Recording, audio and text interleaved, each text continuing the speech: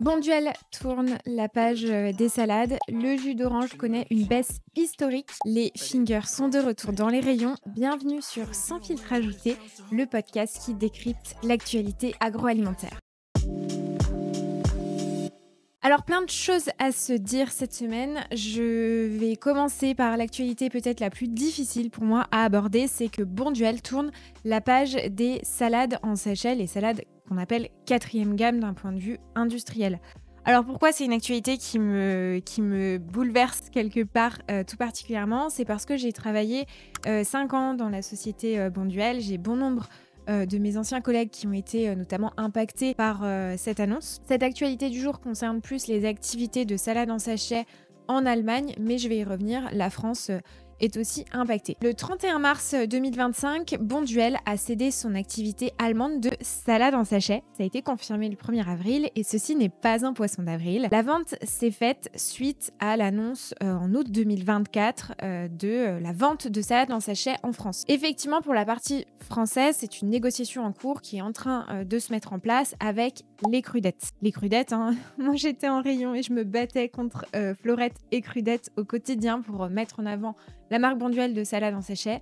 En tout cas, c'est fini, c'est un grand virage stratégique pour la marque. Alors pourquoi la marque finalement elle veut se séparer de ses activités de salade en sachet? Parce que c'est déficitaire. En fait, on parle de 60 millions d'euros de chiffre d'affaires, mais des pertes. Résultat, ça fait pas bon ménage avec Bonduelle.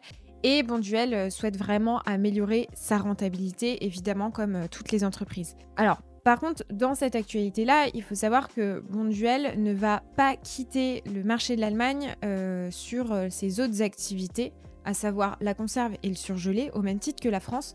Ce sera uniquement sur le marché des salades en sachet. Et il y aura même les salades en sachet qui seront sous la licence Tyler Farm.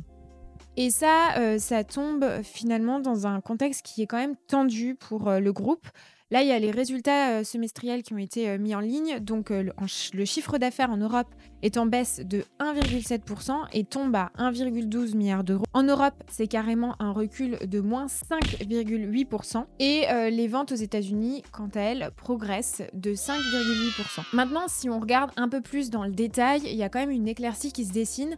Et notamment le ROC, le résultat opérationnel courant, progresse de 18%. Donc ça, toute la direction générale et notamment le directeur général Xavier Hankovic s'en félicite, s'en réjouit et il a bien raison, c'est tout ce qu'on leur souhaite. Mais attention, si on regarde le résultat net, quant à lui, il plonge à hauteur de moins 5 millions d'euros. Rien que ça. Et en fait, pourquoi c'est intéressant de regarder les chiffres et comment finalement se comporte une entreprise ? C'est parce que ça montre aussi beaucoup de glissements, en tout cas de mouvements, de changements de stratégie, puisqu'on est en train de lire un vrai virage pour la marque Bonduelle. Et tout ça s'inscrit dans un plan de transformation beaucoup plus global qu'ils appellent Transform to Win. J'aime bien cette phrase. Alors l'objectif, évidemment, c'est d'aller viser une croissance rentable à 2027. Alors pour y arriver, Bonduelle passe à l'action. Donc évidemment, il revoit toutes ses activités stratégiques. Il y a la vente de salade en sachet et puis la fermeture du site Saint-Miel. Et on voit aussi que Bonduelle mise beaucoup sur l'innovation. Vous n'êtes pas sans savoir si vous suivez ce podcast, cette chaîne ou même les actualités agroalimentaires de la semaine, que Bonduelle notamment investit casse-grains dans le rayon des salades traiteurs avec une toute nouvelle offre très intéressante. Et puis on voit que Bonduelle met aussi le paquet sur l'innovation.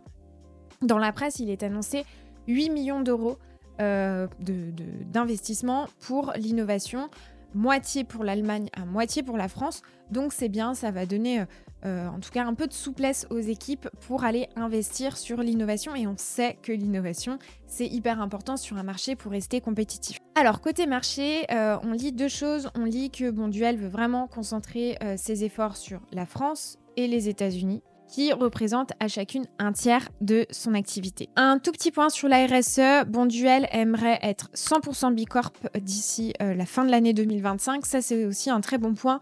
Je vous partage en transparence, moi, quand j'étais stagiaire dans l'entreprise, donc ça fait il y a plus de 7 ans, ça me rajeunit pas cette histoire, même un peu plus.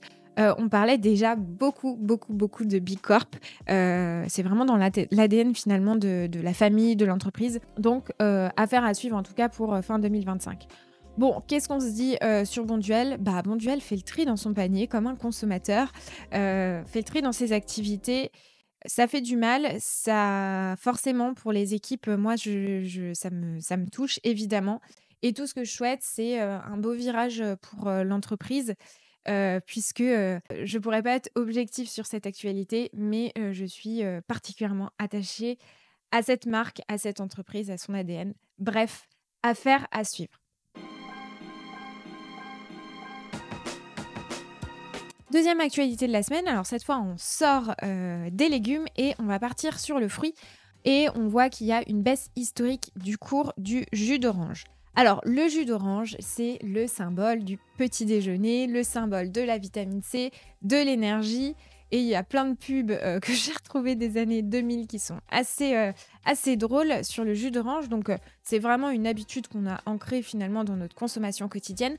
Mais derrière, ce grand classique de nos petits déjeuners, il y a vraiment un marché à suivre, à regarder et ce qui est hyper intéressant, c'est que en quelques mois, les prix du jus d'orange ont complètement basculé, ont chuté de 50 et on n'avait jamais vu ça depuis des années. Mais alors, qu'est-ce qui se passe? Analysons ensemble le phénomène. On se resitue janvier 2025. Le jus d'orange concentré s'affiche à plus de 5 $ la livre sur le marché à terme à New York. Aujourd'hui, c'est 2,65 $. Donc, je vous laisse faire les calculs. Il y a eu vraiment une très forte baisse, une chute libre, un jus finalement qui se dégonfle. Comment on l'explique? En fait, pendant 2 ans, les prix avaient complètement flambé. Et ça, si vous lisez l'actualité agroalimentaire, vous l'avez vu. Pourquoi? Parce que la production mondiale a été extrêmement chahutée. Effectivement, le Brésil, c'est le premier producteur mondial, a été frappé par des intempéries extrêmement violentes. Et surtout, on a une maladie. On parle du mildiou pour le vin. Et bien là, on va parler de la maladie du dragon jaune qui rend les fruits trop petits, trop amers et souvent inexploitables, invendables. Et même la Floride a vu sa production s'écrouler. Donc le résultat, moins de jus et des prix qui ont monté en flèche. Et en parallèle, si on parle de demande, la demande a explosé après le Covid. Il y a vraiment eu une hausse sur les marchés. Les consommateurs avaient envie de boire du jus d'orange. Et donc, forcément, quand il y a une mauvaise rencontre de l'offre et la demande, ça crée de la tension sur le marché. Et depuis, il y a plutôt un reflux total des consommateurs. Les consommateurs boudent un peu le jus d'orange. En fait, si on regarde aux États-Unis, par exemple, la consommation, elle chute de 16% cette saison. Et en France, c'est moins 10% en 2024. En fait, comment ça s'explique? C'est que les gens préfèrent boire des sodas, des thés glacés, des boissons aromatiques énergisantes et boudent un peu finalement ce grand classique du petit déjeuner. Ajoutez à ça des prix qui ont été assez chers, une mauvaise production et probablement une dégradation de la qualité du jus, forcément le marché il tire la gueule. Il y a un autre facteur qui est intéressant à regarder, c'est la baisse de la spéculation. Forcément quand il y a un marché qui se porte bien, il y a de plus en plus d'investisseurs qui s'y mettent et là, tout simplement vu que le marché du jus d'orange se porte mal, les investisseurs boudent aussi le jus d'orange et il y en a beaucoup qui ont revendu leur contrat à toute vitesse, ce qui a complètement amplifié la chute et déséquilibré le marché. Bon, vous l'avez compris, sur le marché du jus d'orange, c'est un peu la merde. Donc, qu'est-ce qu'on voit? On voit une éclaircie puisque la récolte devrait être bonne et le Brésil prévoit une hausse de 20% cet été de récolte.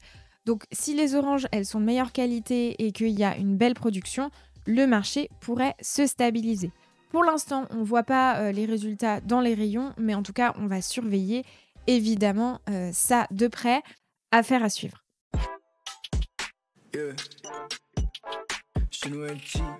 Troisième et dernière actualité de la semaine. Finger fait son grand retour en France. Alors, je sais pas vous, mais moi, j'adorais ça quand j'étais petite. J'en mangeais tout le temps. C'est toi qui as mangé tous les fingers? Non, c'est pas moi. T'es sûr? Sûr et certain. Vraiment. Vraiment.